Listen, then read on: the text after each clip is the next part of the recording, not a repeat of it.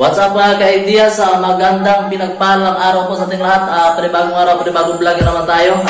Kung napapadaan ka lang sa aking channel, huwag kalimutang mag-subscribe. Hit mo ng bell notification para updated ka kung may bagong video sa kong i-upload sa aking channel. Balik ngayong araw mga ka-ideas, ang gagawin natin ay magkabit tayo ng PVC door at saka doorknob. Ayun, wala na intro, magsimula na tayo. Tara! Ito po mga ka-ideas, ito po maglagay natin PVC door. Install natin yung una yung hamba. Yan, i-layout muna natin yung hamba. Kaya ang bandiyan niya, PVC door niya. Ito po natin ikabit yung itong hamba. Yan po mga ka-ideas, bali natapos namin nag-layout. Yan. Nagyan namin yung dyan. Tabla. Yan. Tapos ito nilagyan namin ng bakal kasi blocktot yung jam niya. Yan. Para matuwid siya. Palitadahanan natin yan.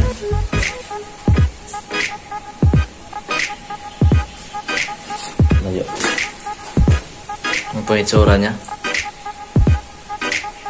May nanabris ibabaw para hindi magalaw. Ayan. Ayan mga ideas. Pala umpisa na namin magpalitada. Ayan. Pipinisin pa natin yan. Tapos naglagay kami ng bakal dito. Ayan. Bakal. Kabila din may bakal din. Ayan. Ito yung mga accessories na pinapitali natin. Ayan po. Masama lang tayo daw. Siguro din itong nasa hulog at itong jam niya sa kabila. Nasa hulog din. Saka yung pa dito. Nasa hulog din. Saan yung taas, nakalibel din yan. Ayan. So, maganda tingnan natin hamba natin yung pintuan. Po mga ideas, natapos na namin. Yan po. Dito, hindi pa namin napipinis, pero yun na yan. Yan po. Tapos na po siya. Ano lang natin tigasin lang natin, tapos kapit natin yung pintuan. So ito, gagawin natin itong hamba sa hulog yan.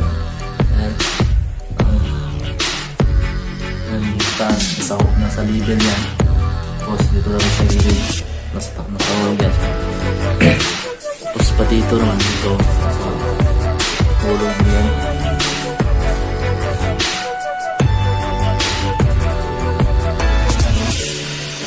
Bali mga ka-ideas, bali ito kabit tayo ng hinges. Bali ito palang gamit ng hinges na hinges mo. Kaya pagbili na PVC door, iwan mo lang kung kalimutan ka ng mga bibinta na mga hinges. Binalikan ko, sabi nila magbigay daw pero hindi ko natanggap kaya ito na lang ginagamit ng hinges. Ayan. Bali ito sa taas, sukulat tayo ng 6 inches. Ayan, bali dalawa lang ikakabit natin. At saka dito sa bandang ilalim, sukat mo mula dyan sa dulo pupunta dito sa may inches. Bali 10 inches po yan. Ito pa yung naka PVC door na bandihan niya kasi gabi-gabi. Ayan po mga ideas, bali nakabit ko na yung pintuan niya kung hindi pa rin napipix. Bali yan yung pagkabit niya. Bali may siya dito, yung parang may kanal yung itatapat yung inches niya. Ayan, tapat yan sa baba. Ayan. Ayan parang dito. Fix natin yan, kasi na lang mga ideas. Wala akong kasama yung mga isa. So, wala tayong taga-video. Ayan. Mamaya ikabit natin yung doorknob niya.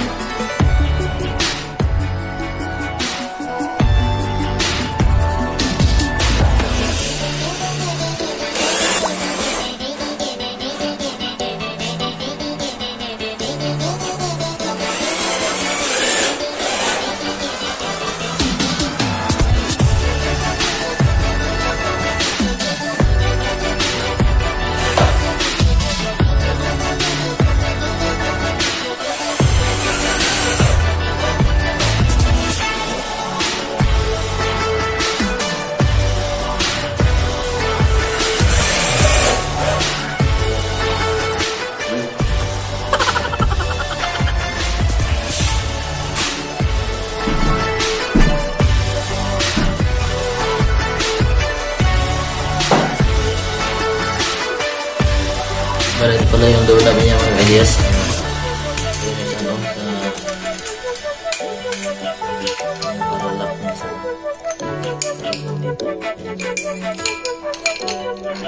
Simula na ito muna natin ikabit ng ideas. Pasok na dito kasi na may ano ito, may naka-prepare ito siya. Bali ang pagkabit niyan, yung may ganito, dapat yan para pag sarado natin, tutama siya dito. Ayan. Ganyan siya. Ayan.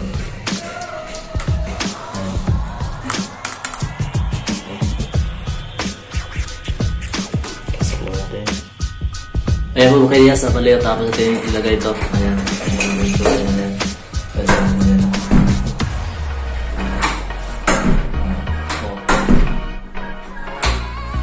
Kapit na yan. Saka tayo ikabit natin ito. Ayan. Ito. Pasok lang yan dito. Kasi nakadias kasi wala akong taga-video. Tapos madilim pa dito. Wala pa Ayan. Pasok lang dyan may siya dito. Yung ganito. Pasok lang dyan. May dalawang butas to. Ito. Saka yung isa. Ayan. Dito yan. Tama. Ayan. Pasok ko na rin.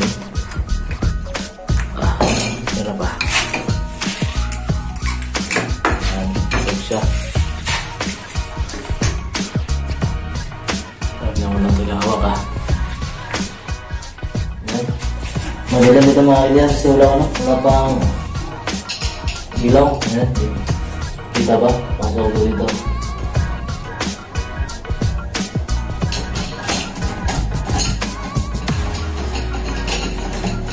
Ayan tayo natin yun.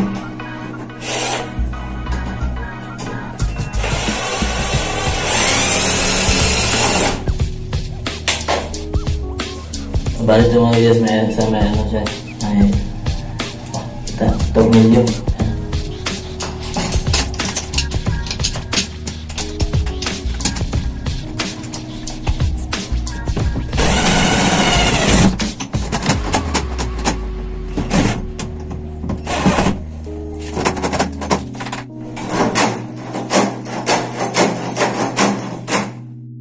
Ito na yung pagkabit mga videos. What we do here is go back.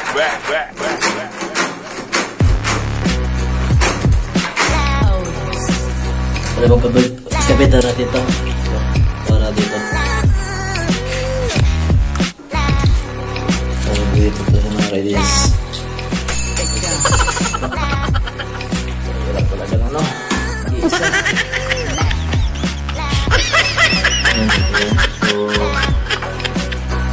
Wala tayo ng palatandaan doon. Gugumitan natin yan yung napis ko. Bali dito mga ideas lalagyan natin lapis. Yan. Gumitan na natin ito para mag-iwan siya ng marka doon sa may hamba. So kung lagay nyo Colgate o mga liquid para makita nyo bukan natin kung magmamarka ba siya doon. Wala natin tapak. Yan. Hindi natin kung marka ba.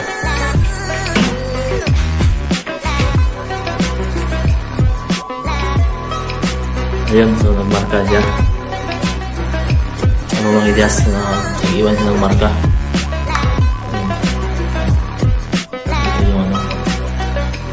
Ito mga ideas ilagay dito. Ayan. At saka may dito yung yan. Dikit yan sa dyan. Tama siya dito. So bali ngayon baliktarin natin para makita natin ayan so guhitan muna natin. Mga ideas sa pala naguhitan natin butasan lang natin ito gamit yung cutter. Nipis naman yun mga ideas sa pala ito pala yung para dito yan. Yan ang purpose niyan. Tapos ito. Tornilyo natin para masubukan natin. Yan, kaya po yung tsura yung makilya.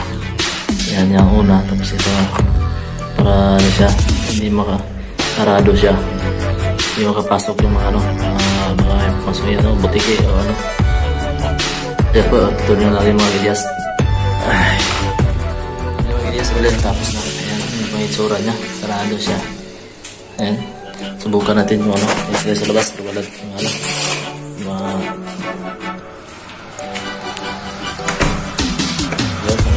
Wala siya, hindi siya mag ano. Uga-uga. Siya. Tapos na ito, may skin coat na.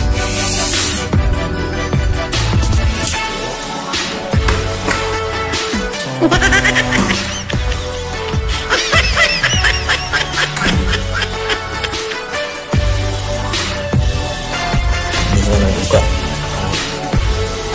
Hindi siya, wala siya ano. Walang click.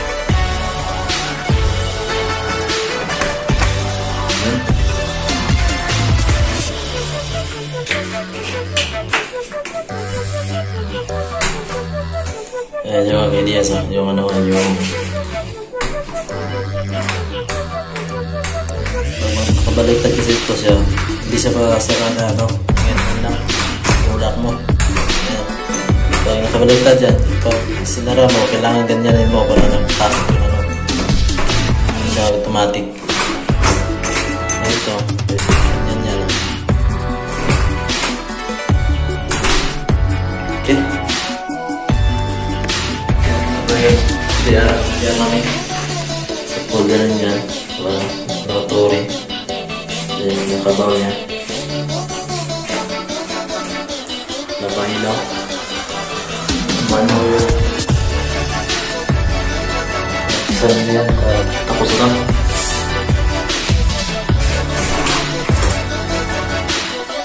Okay.